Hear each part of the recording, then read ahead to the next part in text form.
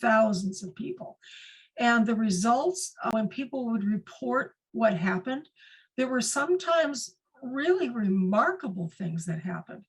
And I think at the core, I mean, I put myself on the list. I put my brother or sister on the list. And I personally feel such a sense of comfort that I'm being held in the arms of people around the globe, that we are together, we're not alone. And that's just a small example of what I think we do. That's that's actually the first thing I did when I joined the IFGT years ago, was go on that council. So yeah, that's perfect. Non-local mind, the effect of it. CJ, what about you? So one of the things I've noticed about the IFGT, and Matthew used to talk about this, that there is a note that the IFGT puts out into the world and that people find us based on that note.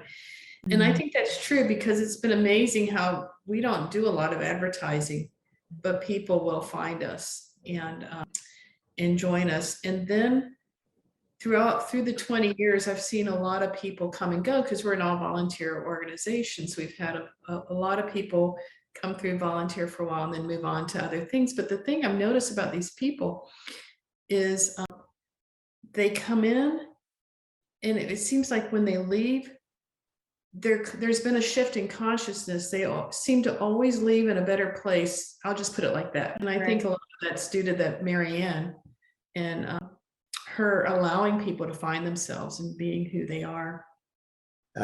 One of the other very refreshing things about IFGT and its culture is that, and it probably goes back to the fact that it isn't dogmatic in any way, but there is a fun kind of joking spirit, and a sense that you really can let any guard down and share whatever you want. I have friendships with people in here that I talk about things that I just would not have thought that I could really share with more than a couple of very close people before. And so it is this welcoming community, but it also is one that you can be as funny and goofy as you want to. And when we were talking about this conversation in preparation last month, our founding mother shared a story about the earlier days, and the group used to get together. And as you may have seen in some of the slides when we were doing the introductions, this is not hardcore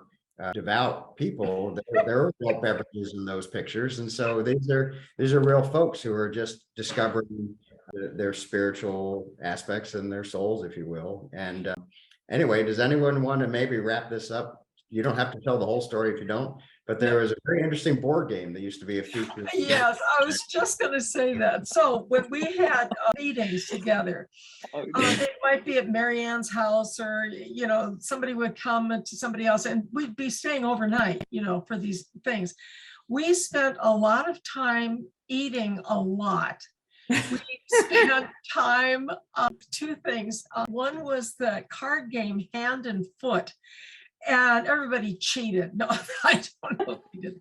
And then the other is the game of enlightenment. I actually went online and I bought it on eBay, and it's actually a box that's not even out of its wrapping. So the next time we have a get together, we spend a lot of time laughing.